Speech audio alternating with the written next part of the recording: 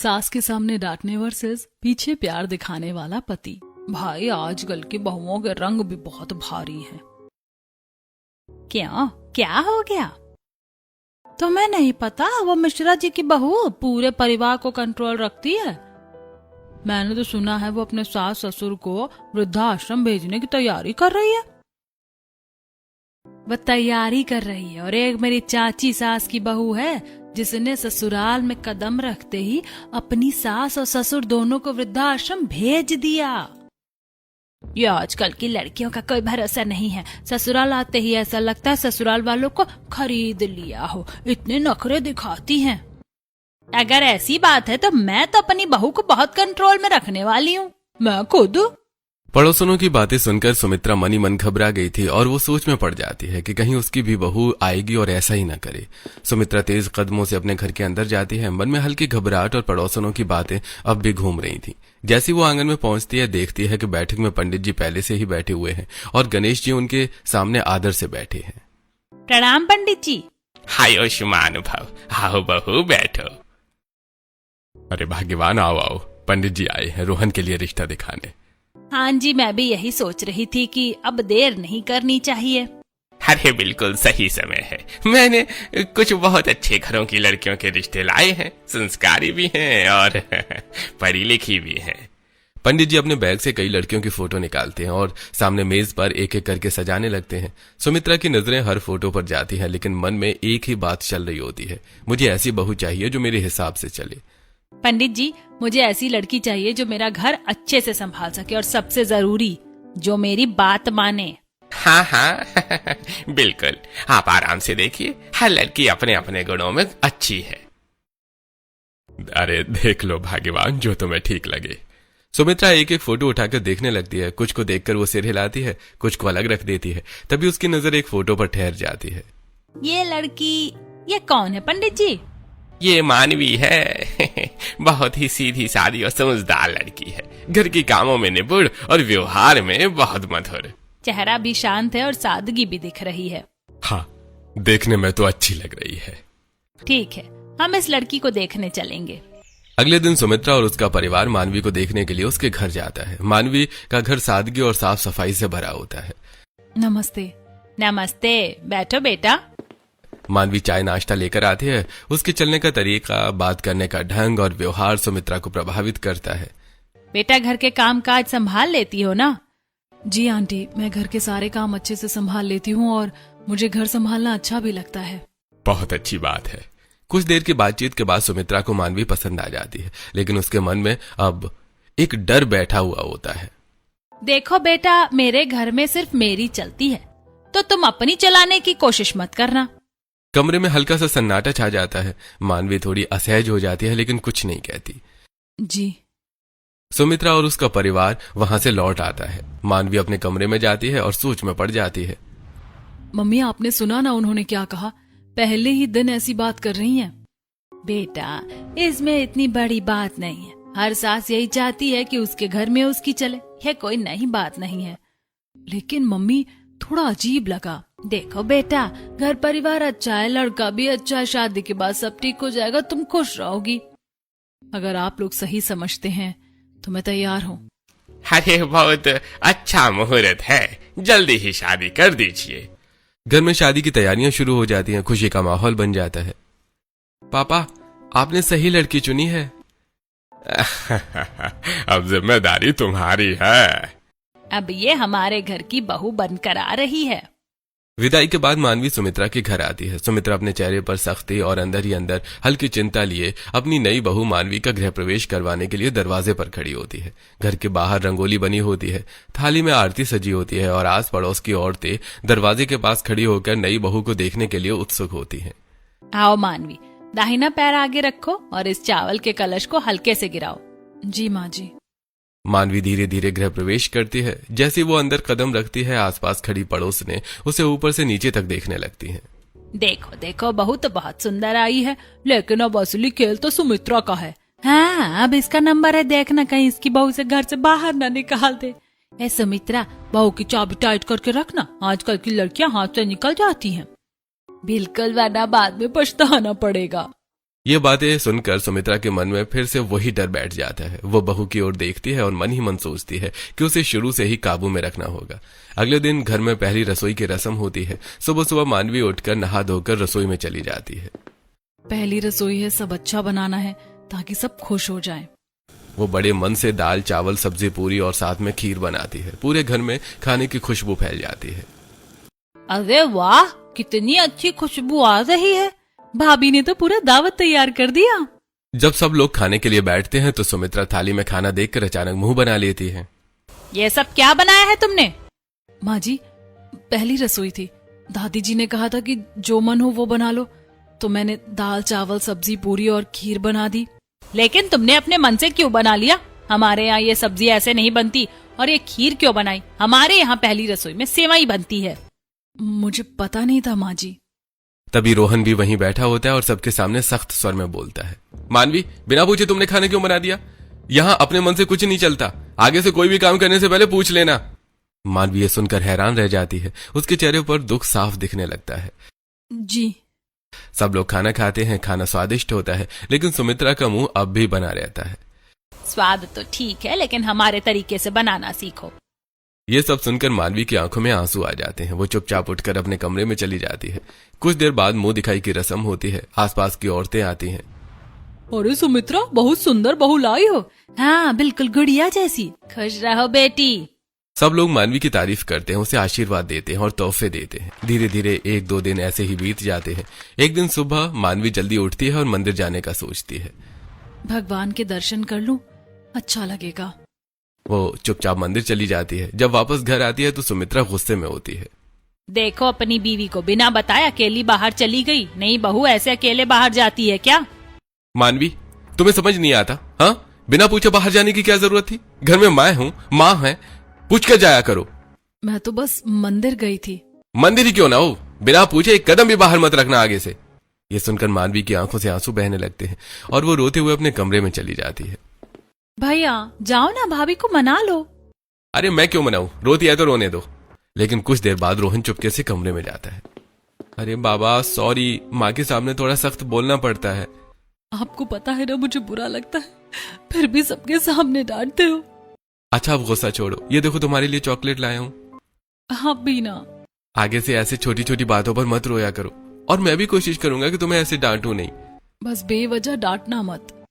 अगला दिन आता है। घर में कुछ पड़ोसनें आती हैं। नमस्ते। थोड़ी देर बाद और औरतें आती हैं। नमस्ते। लेकिन इस बार वो सुमित्रा के पैर नहीं छूती, क्योंकि वो पहले ही छू चुकी होती है। ये क्या तरीका है? मेरे पैर क्यों नहीं छुए?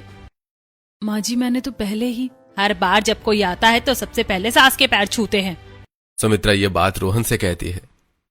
मानवी, ये बहु धर्म है, कोई भी आए, कितनी भी बार आए, लाइन से सबके पैर छूने होते हैं, समझी? जी। वो फिर से रोते हुए कमरे में चली जाती है। कुछ देर बाद रोहन फिर से कमरे में जाता है। अरे, फिर रो रही हो? आप हर बार सबके सामने मुझे डांटते क्यों हैं? अच्छा बेबी, सॉरी, मैं क्या करूं, माँ के सामने कुछ बोल नहीं सकता, लेकिन तुम्हें समझाना भी जरूरी होता है। लेकिन प्यार से भी समझा सकते हो। अच्छा ठीक है, आगे से ध्यान रखूंगा। हम मुस्कुरा दो। रोहन उसे फिर से मनाता है और मानवी धीरे धीरे शांत हो जाती है। लेकिन उसके मन में एक सवाल बार बार उठने लगता है, क्या ये सिलसिला हमेशा ऐसा ही चलेगा?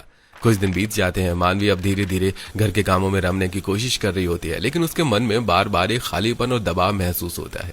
एक दिन उसे अचानक याद आता है कि उसके पास मेकअप का सामान लगभग खत्म हो गया है। शादी के बाद से तो मैंने कुछ लिया ही नहीं। थोड़ा सा मेकअप का सामान ले आऊं, वैसे भी घर में सब काम तो निपट गए। मानवी चुपचाप तैयार होती है और बिना किसी को बताए बाजार चली जाती है। बाजार में पहुंचकर उसका मन थोड़ा हल्का हो जाता है। कितने दिनों बाद बाहर आई हूँ, अच्छा लग रहा है। वो दुकान पर जाकर काजल, लिपस्टिक, क्रीम और कुछ और चीजें खरीदती है। धीरे धीरे उसका मन भी खुश हो जाता है और वो थोड़ी ज्यादा ही शॉपिंग कर लेती है। अरे मैडम, और कुछ दिखाऊं? नहीं, बस इतना ही ठीक है। मानवी सामान लेकर घर लौटती है। जैसे वो दरवाजे पर पहुंचती है, देखती है कि सुमित्रा गुस्से में खड़ी है और रोहन भी पास में खड़ा है। कहाँ गई थी तुम? माँ जी, मैं बाजार गई थी, थोड़ा मेकअप का सामान लेना था। अकेली बाजार जाने को किसने कहा था? क्या मैं घर में नहीं थी? क्या तुम्हारा पति घर में नहीं है? क्या मेरी बेटी घर में नहीं थी? माँ जी, मुझे लगा छोटा सा काम है इसलिए। देख ले बेटा, अभी से हाथ से निकल रही है। आज अकेली बाजार गई है, कल पता नहीं क्या करेगी। ये सुनते ही रोहन का चेहरा सख्त हो जाता है। मानवी, तुम्हें समझ नहीं आता क्या? बिना पूछे घर से बाहर निकलने की हिम्मत कैसे हुई तुम्हारी? मैंने सोचा था कि बस थोड़ी देर की बात है। और ये मेकअप, क्या जरूरत है इतना सब खरीदने की? मेकअप नहीं करोगी तो क्या बदल जाएगा? तुम जैसी हो वैसी ही ठीक हो, और ये सब फालतू खर्च करने की क्या जरूरत थी? लेकिन मुझे पसंद है। और पसंद ना पसंद सब बाद में, पहले घर के नियम समझो। मानवी खुद को संभालने की कोशिश करती है। मैं सिर्फ अपनी जरूरत का सामान लेने गई थी, इसमें इतना गलत क्या है? तुम बहस भी करोगी? अब जवाब देने लगी हो। बात बढ़ जाती है और झगड़ा तेज हो जाता है। मानवी की आंखों से आंसू बहने लगते हैं। मैं कोई गलत काम नहीं कर रही थी। बस, ज्यादा बोलने की जरूरत नहीं है। मानवी रोते हुए अपने कमरे में चली जाती है और फूट फूट कर रोने लगती है। उसके रोने की आवाज पूरे घर में गूंजती है। कुछ देर बाद रोहन धीरे धीरे कमरे में आता है, हाथ में एक बड़ी सी चॉकलेट लिए हुए। अरे इतना रोने की क्या जरूरत है यार, सॉरी। नहीं, मैं नहीं मानूंगी। आप हमेशा ऐसा ही करते हो, सबके सामने डांटते हो और फिर अकेले में आकर मना लेते हो। अरे बाबा, माँ के सामने थोड़ा सख्त होना पड़ता है, तुम समझा करो ना। लेकिन मुझे बहुत बुरा लगता है। अच्छा ये लो तुम्हारी पसंद की चॉकलेट, अब मुस्कुरा दो। हर बार चॉकलेट देकर मना लेते हो। क्योंकि मुझे पता है इससे तुम्हारा गुस्सा शांत हो जाता है। लेकिन आगे से ऐसा मत करना। हाँ ठीक है, कोशिश करूंगा। मानवी धीरे धीरे मान जाती है, लेकिन उसके मन में कहीं ना कहीं एक कसक रह जाती है। कुछ दिन बाद घर में बुआ सास आती है। अरे सुमित्रा, कैसी हो? अरे दीदी, आइए आइए। नमस्ते बुआ जी। खुश रहो बेटी। मानवी बुआ की खूब खातिरदारी करती है। चाय, नाश्ता, खाना सब कुछ बड़े प्यार से बनाती है। सुमित्रा, बहुत अच्छी बहू मिली है तुम्हें। मानवी के पास एक सुंदर साड़ी रखी होती है जो उसे बहुत पसंद होती है। वो सोचती है कि बुआ को दे दे। बुआ जी, ये साड़ी आपको अच्छी लगेगी, आप रख लीजिए। अरे बेटा, इसकी क्या जरूरत थी, आप घर की ही तो हैं। थोड़ी देर बाद सुमित्रा को ये बात पता चलती है। मानवी, ये क्या सुना मैंने? तुमने बुआ को साड़ी दे दी? जी माँ जी, बुआ तो घर की ही हैं, इसीलिए। मैं सास हूँ तुम्हारी, मुझे बताना चाहिए था ना, बिना पूछे इतना बड़ा फैसला कर लिया। माँ जी, मैंने सोचना तुम्हारा काम नहीं है, पहले पूछना सीखो। मम्मी, भाभी ने गलत क्या किया? तुम बीच में मत बोलो। सुमित्रा रोहन को बुलाती है। देखो अपनी बीवी को बिना पूछे साड़ी दे दी। मानवी, ये क्या तरीका है? अगर देना था तो मम्मी को देती, मम्मी बुआ को दे देती, तुमने सीधे क्यों दे दी? इसमें इतना बड़ा क्या है? तुम्हें समझ नहीं आता क्या? हर चीज का एक तरीका होता है। मैंने तो सिर्फ प्यार से दिया था। लेकिन तरीका गलत था। मानवी फिर से टूट जाती है और उसकी आंखों से आंसू बहने लगते हैं। मैं हर बार गलत कैसे हो जाती हूँ? क्योंकि तुम बिना सोचे काम करती हो। मानवी फिर से अपने कमरे में चली जाती है और जोर जोर से रोने लगती है। कमरे में अकेले बैठकर वो खुद से सवाल करने लगती है, क्या वो सच में हर बार गलत है या उसके साथ कुछ गलत हो रहा है? वहीं बाहर घर में सब सामान्य होने लगता है, लेकिन मानवी के दिल में दर्द और सवाल दोनों बढ़ते जा रहे होते हैं।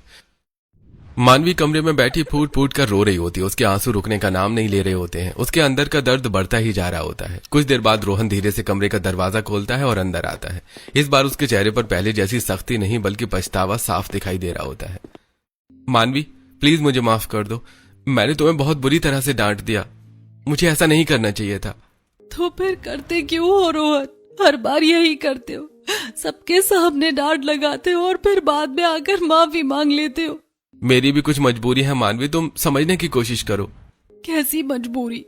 जब देखो तब डांट लगाते हो और फिर कहते हो मजबूरी है। ऐसा कौन करता है रोहन?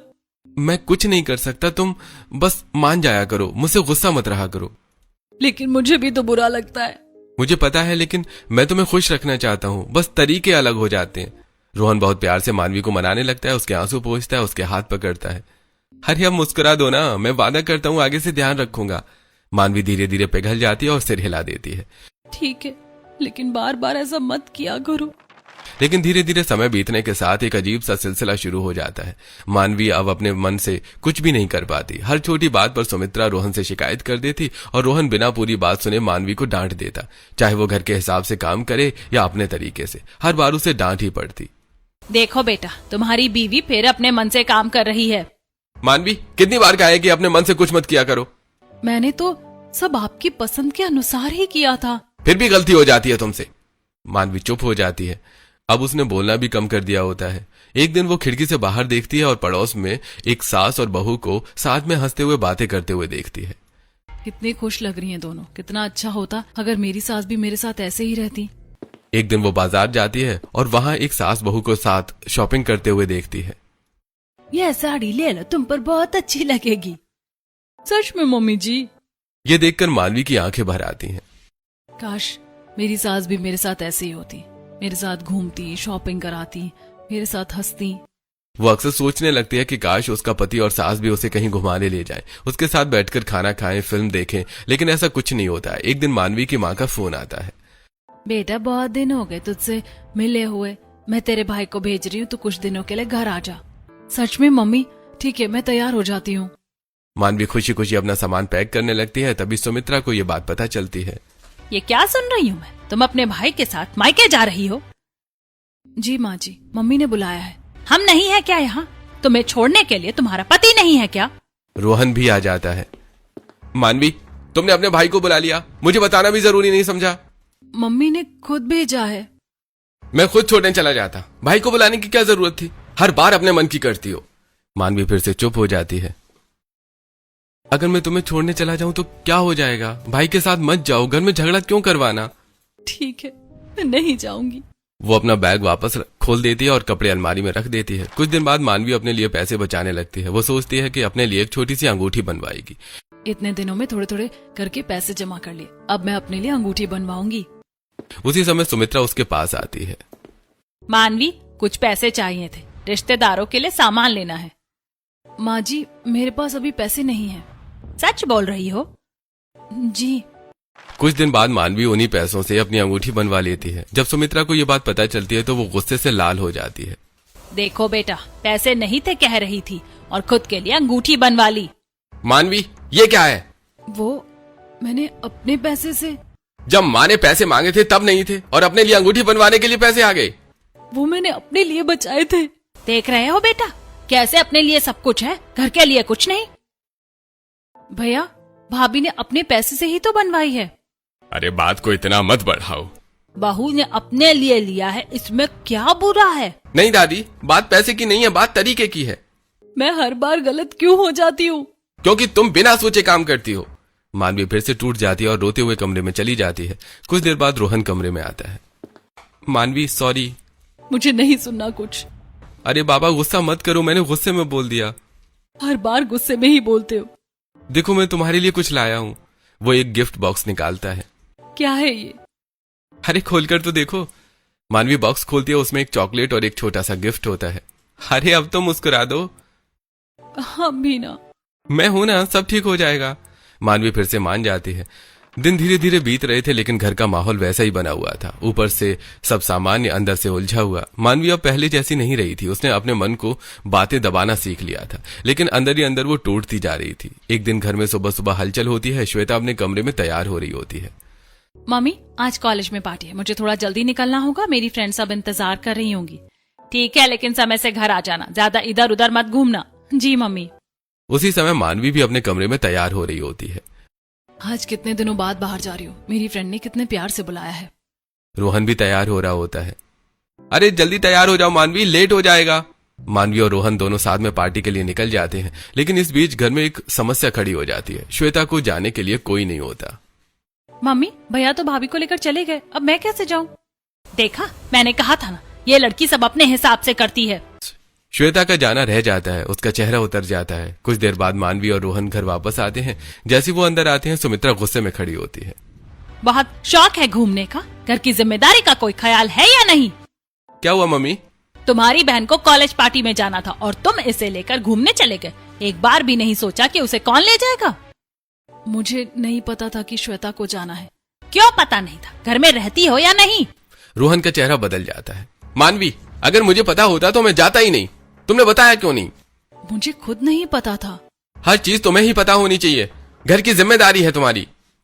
मानवी चुप हो जाती है, उसकी आंखों में आंसू भर आते हैं। वो बिना कुछ कहे अपने कमरे में चली जाती है। कुछ देर बाद रोहन कमरे में आता है। अरे यार सॉरी, गुस्से में बोल दिया। बस अब नहीं रोहन। क्या मतलब? ये क्या है? बाहर सबके सामने डांट लगाते हो और कमरे में आकर मना लेते हो। मैं तुम्हारी बीवी हूँ, कोई कठपुतली नहीं हूँ। मेरे अंदर भी फीलिंग्स हैं। मैं समझता हूँ। नहीं, तुम नहीं समझते, अगर समझते तो हर बार ऐसा नहीं करते। मैं कोशिश करता हूँ। और माँ जी, वो मेरे साथ ऐसा क्यों करती है? मैंने क्या गलत किया है? कमरे में कुछ पल के लिए सन्नाटा छा जाता है। रोहन गहरी सांस लेता है। तुम्हें सच जानना है ना, तो सुनो। रोहन धीरे धीरे अतीत की बात बताना शुरू करता है। जब मैं छोटा था, हमारे घर में मेरी चाची यानी माँ की देवरानी पारुल रहती थी। घर का पुराना दृश्य दिखता है। मुझे नहीं करना ये सब, मैं नौकरानी नहीं हूँ। पारुल, ये घर है, सबको मिलकर चलना पड़ता है। मुझे मत सिखाइए, मैं अपने तरीके से जीती हूँ। धीरे धीरे पारुल का व्यवहार और खराब होता जाता है। खाना नहीं बनाऊंगी आज, जो करना है कर लो। बेटा, थोड़ा ख्याल रख ले। मुझे मत सिखाओ। पारुल अपने सास ससुर का बिल्कुल ध्यान नहीं रखती, उन्हें समय पर खाना नहीं देती, उनसे ऊंची आवाज में बात करती है। एक दिन हद हो जाती है। मैंने फैसला कर लिया है, इन्हें वृद्धाश्रम भेज दिया जाएगा। ये क्या कह रही हो तुम? यही सही है। कुछ समय बाद सच में पारुल अपने सास ससुर को वृद्धाश्रम भेज देती है। सुमित्रा ये सब देखकर अंदर से टूट जाती है। ये क्या हो गया हमारे घर में? बाद में सुमित्रा उन्हें वापस घर ले आती है, लेकिन उस घटना का डर उसके मन में हमेशा के लिए बैठ जाता है। माँ को हमेशा डर लगा रहता है कि कहीं उनकी बहू भी वैसी ही ना निकले, कहीं वो भी उन्हें अकेला न छोड़ दे। बस उसी डर की वजह से माँ तुम्हें कंट्रोल में रखना चाहती हैं, और मैं उनके सामने कुछ कह नहीं पाता। मानवी की आंखों से आंसू बहने लगते हैं। तो इसका मतलब मैं बिना गलती के ही सजा भुगत रही हूँ। मैं जानता हूँ ये गलत है, लेकिन मैं बीच में फंस जाता हूँ। लेकिन रोहन, डर की वजह से किसी के साथ गलत करना, ये भी तो गलत है ना? हाँ, शायद। मैंने कभी माँ जी के खिलाफ कुछ नहीं किया, फिर भी वो मुझे ऐसे क्यों देखती है, जैसे मैं कुछ गलत कर दूंगी। उन्हें समय लगेगा। और मुझे कब समझोगे तुम? रोहन चुप हो जाता है। उसके पास कोई जवाब नहीं होता। कमरे में खामोशी फैल जाती है, लेकिन इस बार मानवी के आंसू सिर्फ दर्द के नहीं बल्कि एक सच्चाई जानने के भी होते हैं। सच्चाई जानने के बाद मानवी की सोच पूरी तरह से बदल जाती है। अब उसे हर डांट, हर ताना पहले जैसा चुभता तो है, लेकिन वो उसे अलग नजर से देखने लगती है। उसे समझ आ चुका होता है कि सुमित्रा का गुस्सा नफरत नहीं बल्कि डर है। अगले दिन सुबह का समय होता है। मानवी हमेशा की तरह जल्दी उठती है, लेकिन इस बार उसके चेहरे पर एक अलग ही दृढ़ता होती है। अब मैं हार नहीं मानूंगी, माँ जी के मन का डर खत्म करके ही रहूंगी, चाहे इसके लिए मुझे कितना भी वक्त क्यों ना लगे। वो रसोई में जाती है, लेकिन इस बार बिना पूछे कुछ नहीं करती। माँ जी, आज नाश्ते में क्या बनाऊं? जो रोज बनता है वही बना लो, मुझसे क्यों पूछ रही हो? क्योंकि मैं चाहती हूँ कि आपको जो पसंद हो वही बनाऊं। आपकी पसंद जानना जरूरी है ना? सुमित्रा कुछ पल के लिए चुप हो जाती है। आलू के पराठे बना लो। ठीक है माँ जी। मानवी पूरे मन से नाश्ता बनाती है। इस बार वो बार बार सुमित्रा से पूछती रहती है, माँ जी, नमक ठीक है ना? हाँ, ठीक है। धीरे धीरे सुमित्रा को भी महसूस होने लगता है कि मानवी अब हर चीज पूछ कर रही है। दोपहर का समय होता है। सुमित्रा अपने कमरे में बैठी होती है। माँ जी, मैं आपके सिर में तेल लगा दूं? आप थकी हुई लग रही हैं। नहीं, रहने दो। प्लीज माँ जी, मैं लगा देती हूँ, अच्छा लगेगा आपको। मानवी धीरे धीरे उनके सिर में तेल लगाने लगती है। इतनी सेवा करने की जरूरत नहीं है। सेवा नहीं कर रही, अपना हक निभा रही हूँ। आप मेरी माँ जैसी हैं। सुमित्रा चुप हो जाती है। उसके चेहरे पर हल्का सा बदलाव दिखने लगता है। शाम को मानवी फिर उनके पास बैठती है। माँ जी, आपके पैर दबा दूं? रोज रोज ये सब क्यों कर रही हो? क्योंकि मैं चाहती हूँ कि आप खुश रहें और आपको कभी ये ना लगे कि मैं आपको नजरअंदाज कर रही हूँ। मानवी उनके पैर दबाने लगती है। तुम्हें ये सब करने की आदत नहीं है ना, फिर भी कर रही हो। आदत बना लूंगी माँ जी, अगर इसमें आपका मन हल्का होता है। अगले दिन मानवी बाजार जाती है। इस बार वो अकेली नहीं जाती बल्कि सुमित्रा से पूछ कर जाती है। माँ जी, मैं बाजार जा रही हूँ, आपको कुछ चाहिए क्या? नहीं नहीं, कुछ नहीं चाहिए। लेकिन मानवी बाजार से उनके लिए एक सुंदर साड़ी ले आती है। घर आकर वो साड़ी सुमित्रा को देती है। माँ जी, ये आपके लिए लाई हूँ, आपको बहुत अच्छी लगेगी। मेरे लिए? लेकिन इसकी क्या जरूरत थी? जरूरत नहीं, दिल से लाई हूँ। आप पहनोगी तो मुझे अच्छा लगेगा। सुमित्रा साड़ी को देखती है। उसके चेहरे पर हल्की सी मुस्कान आ जाती है। अच्छी है। कुछ दिन बाद मानवी एक और कदम उठाती है। माँ जी, आज हम बाजार चले, थोड़ा घूम आते हैं। आप भी तो घर में ही रहती हैं। मुझे कहीं नहीं जाना, ये सब दिखावे मत करो। दिखावा नहीं है माँ जी, सच में चलिए ना, थोड़ा मन बदल जाएगा। मैंने कहा ना नहीं जाना। लेकिन मानवी हार नहीं मानती। माँ जी, मुझे सब पता है आप क्यों परेशान रहती हैं। क्या मतलब? आप डरती हैं कि कहीं मैं भी वैसी बहू ना बन जाऊं जो आपको छोड़ दे। सुमित्रा एकदम चुप हो जाती है। लेकिन माँ जी मैं वैसी नहीं हूँ। मैं कभी भी आपको छोड़कर नहीं जाऊंगी। आप मुझसे डरिए मत।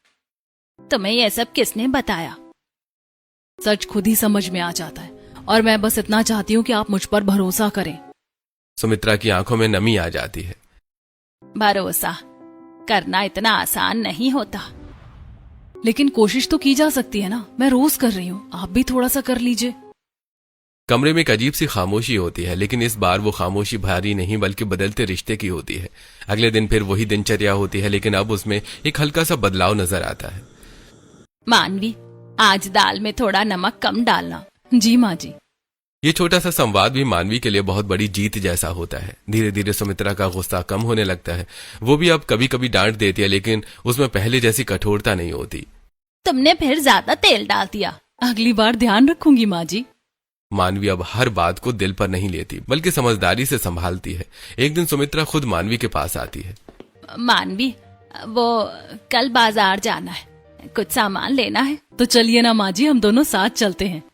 सुमित्रा कुछ पल सोचती है, फिर धीरे से सिर हिला देती है। ठीक है। मानवी के चेहरे पर खुशी साफ झलकने लगती है। अगली सुबह दोनों साथ में बाजार जाती हैं। रास्ते में हल्की हल्की बातें होती हैं।